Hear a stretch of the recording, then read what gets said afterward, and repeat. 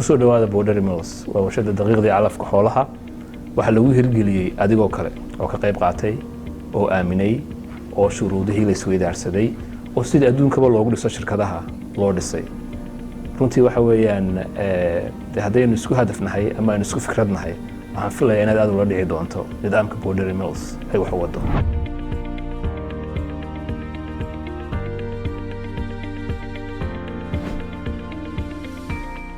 sidoo kale sharikadda Border Mills waxa dhawaan suuqyada ay ku soo dayn doontaa wax soo saarka daqiiqda oo tayo sare leh taas oo ka soo baxday warshadan idin muuqata daqiiqda sharikaddan ay soo saartay ayaa waxa ku laran tayo aad u sareysa faa'iido wacanna ay ka heli doonaan saamileeda sharikaddu maadaama dalagga qamadida ee daqiiqda Border Mills ay ka samaysan tahay laga beeray dalka gudihiisa waa uu ka tayo badan yahay midka laga keeno waddanka dibaddiisa macaashkiisuna waa uu ka badan yahay shirkaddu waxa bulshada Soomaalida ay ku soo dhaweynaysaa saami daahfuran iyadoo wax soo saarka Border Millsna lagu sii ballaarin doono dalka gudihiisa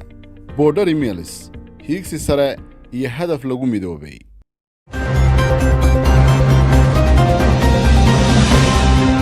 sida ku soo warantay jariirada Bushwick wasiirada qorsheynta iyo maaliyadda ee Somaliland oo safar shaqo ku joogay magaalada Nairobi ayaa kulan la qaatay madaxda shaqaalaha dawladda ee Kenya si toos loogu hambaqaado dadaalada lagu doonayo in Kenya ay xafiis diblomaasiyadeed kaga furato magaalada Hargeysa ee caasimadda Somaliland warbixinta ayaa lagu yiri wafdiga Somaliland oo ay hogaaminayaan wasiirka maaliyadda Dr. Saad Ali Shire iyo wasiirka qorsheynta qaranka Xasan Maxamed Ali Gavadi ayaa kulan la qaatay madaxa shaqaalaha dawladda Kenya Joseph Kiniu kulankan ayay dhinacyadu ku sheegeen inuu yahay wareegii labaad ee wadahadalada Somaliland iyo Kenya hor inta aan la furin xafiiska Kenya ee Hargeysa iyo duulimaadyada tooska ah ee iskaga kala gooshi doona magaalooyinka Nairobi iyo Hargeysa warbixinta ayaa intaasi ku dartay in wafdiga uu ka mid yahay safiirka Somaliland u fadhiya waddanka Kenya Baashe Awil Umar kaas oo sheegay in kulankani uu daba socday isfahamkii ay dabayaaqadii sanadkii hore kala saxiixdeen madaxweynayaasha Somaliland iyo Kenya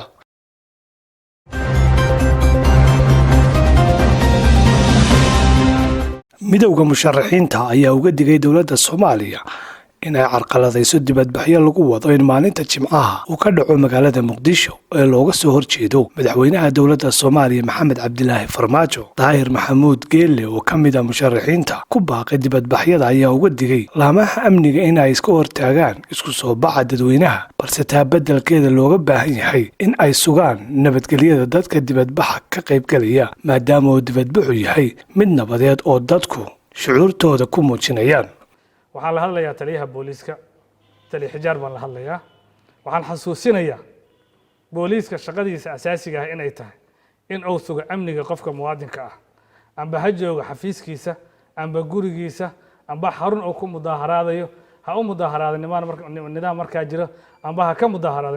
nidaam markaa jiro laakiin had iyo jeeraale waa adeeg booliiska xaq loogu leeyahay oo xushmad iyo xurmad iyo mushaar ay ku qaataan inay ilaaliyaan xuquuqda muwaadinka uu leeyahay ee amniga ah goob kasta iyo goor kasta inay ilaaliyaan dadka jimcada isu soo baxayo ee mudaaharaadayo dadka bay ka mid yihiin waxay xaq u leeyihiin in loo adeeg amni loo qabto dadka arbushay laga celiyo waxyaabaha khatarta ku ah laga qabto dad isqarxinaya ama dad mashaakil wado haddii la arkay laga celiyo iyaga aan wadooyinka lagu celin iyaga aan la arbushin madaxda mudaaharaadka ka qayb galayso oo annaga ah inaan la arbushin la carqaladayn socodkooda aan la waxyeelayn waa waajib dastuuri ah waajib shaqo booliiska saaran waxaan rajaynayaa aqoon durugsan baan u leeyahay waxaan ogahay xirfadda uu ku shaqaynaya inuu yaqaano muwaadiniinta si isla siman inuu uga adeego booliiska inuu ka shaqeeyo ayaan rabnaa waxaan la hadlaa taliyaha ciidamada xoogga dalka waa ogahay amniga dibadda ay qaabilsan yihiin laakiin duruufaha Soomaaliya ka jira awgeed wax badan oo badan ay gudaha ka qabtaan oo adeeg ah adeegaas haddana waxaa la rabaa oo taliyo odawaa waxaan ka rabnaa in adeegiisa uu ku aadiyo oo adeegida muwaadinka Soomaaliyeed ee ku aadan in uu bad qabo oo meesha uu rabo uu tago oo cidow doono uu ku mudaaharaado cidow doono uu mudaaharaado waxaan la hadlayaa ku xijinaya taliyaha nabad sugidda Fahad Yaasiin waxaan leeyahay hawshaadu amba hawsha hay'adaadu waa inaad keentaan xogta cadowga oo fashilisaan qorshooyinka uu leeyahay waxaan qiraynaa inaad adeeg dhammaystiran u qaban jirteen mudaaharaadka Maxamed Cabdulaahi Farmaajo lagu taageerayay markii uu madaxweyne ahaa haddana aad u heelantiin sidoo kale waxaa la idinka rabaa inaad u heelanaataan oo u adeegtaan oo fashilisaan qorshe kaste oo cadowgu la damacsan yahay mudaaharaadka maalinta jimcada dhacayo inaad idinku carqaladaysaan ambaad kala daadisaan ambaad ka hortagtaan iska daaye waxaa laydinka rabaa oo waajib howleedkaaga ah adiga inta kula shaqaynayso in aad hubisaan badqabka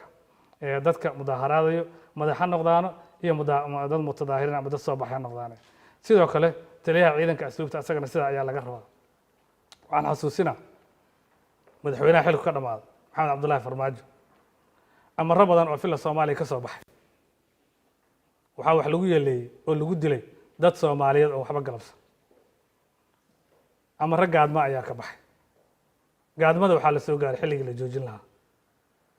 siyaasad baa laga hadlayaa dalka isla socodkiisa baa laga hadlayaa badqabkiisa baa laga hadlayaa waa inaan la bixin amar gaadmo ah oo dad mas-uuliin ah iyo dad mutadaahiriin ah oo nabad ah lagu waxyeelaynayo taasna waan ka digaynaa sidii hore inaan wax lagu wadin oo aan dadka la gaadin oon dalka la dumin oon dadka la isku dirin wixii rabsho ah ee meesha ka dhasho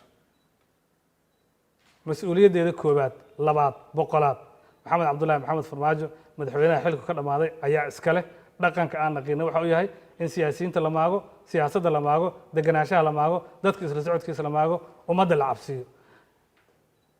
ballanta bulshada soomaaliya waxaan leenahay waxaa noo ballan ah daljirka dahsoon mudaaharaadka maalinta jimcada ah mas-uuliyiintu way ugu hormarayaan annagaa ugu horeyno golaha midowda murashaxiintu mudaaharaadkaas ay horseed ka noqonayaan waxayna uga hadlayaan arrimaha murugeysan ee doorasho la-aanta ah iyo sii siqidda qaranka soomaaliya uu ku sii siqayo hab kale talisnimo ah oo loo maray wadiiqooyin aad iyo aad u guracan iyadoo waddo kastoo loo maro kale talisnimona ay guracan tahay waa mahadsantihiin bulshada soomaalida waxaan leenahay nabadaan u soconnaa mudaaharaad nabadaan u soconnaa nabad baan ka shaqayn jirnay gacantayna ciday gaartay ma laha murashaxiinta iyo taageerayaashooda hal xabad oo ka fakato qof ku dhaawacmay ma aynan jirto iyagaa dad laga dilay dowladdu mucaaradada iyadaa dishay muqdishoay ku dishay baydhabay ku dishay beled xaaway ku dishay meel la arkay dhuusamareebay ku dishay iyadana waxaa laga rabaa dilka ay wadi jirto inay joojiso nidaamka hadda jira inuu joojiyo annaguna nabadin laku yaqiina baan ku soconnaa fidna kicis ma ahan waa xaq tacbiir ah oo dastuuri ah oo dalka uu leeyahay oo dadku ay leeyihiin oo aan rabno xurriyad caruurteenna annaguna maanta aan isticmaalno beritan carruurtay si dhalaan ay isticmaalaan waa hanaan lagu muujinayo rabitaan midowda musharaxiinta ayaa dibadbaxan ku tilmaamay inuu yahay mid nabadeed oo shacabku ku muujinayaan sida uga soo horjeedaan sii joogitaanka madaxweynaha dowladda soomaaliya ee muddaxileedkiisu ku ekaa 8 bishii Februari.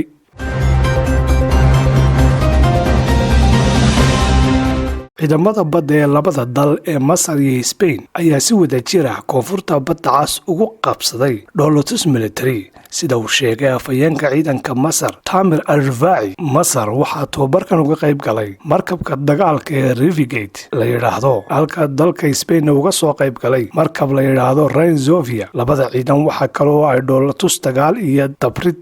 ay ku sameeyeen saldhigga ciidamada badda ee masaaridu ay ku leedahay badda cas ee magaciisa la yidhaahdo Bernese Naval, waxaana masaarida goobtaasi uga qayb galay markabkooda Sharma al-Sheikh oo laga riday 18 gantaal iyo 18 missiles, halka dhinaca Spain uu dhoolatuskaasi uga qayb galay markabka ciidamada iyo hubkooda ku daadiyey bariga ee la yidhaahdo Isbi Castilla.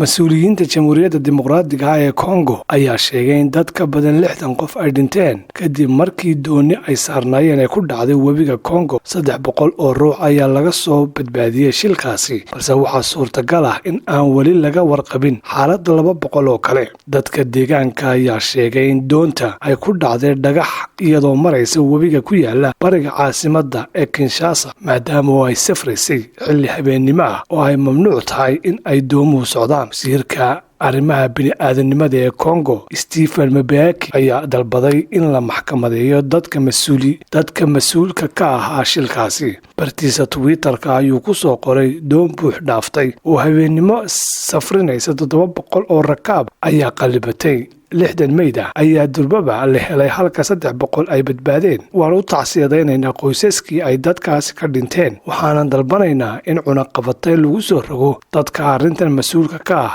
ee ku jira waaxda gaadiidka. wadooyinka dalka Congo ayaa aad u yar, inta badan dadkan waxay ku socdaan webiga. daawadayaal qodobka ayaa ugu dambeeyey xilli tabinteenna wareed intaynu warkan warkaciga ku kulmi doonno waxaan kaga tegayaa asalaamu calaykum waraxmatullaahi wabarakatu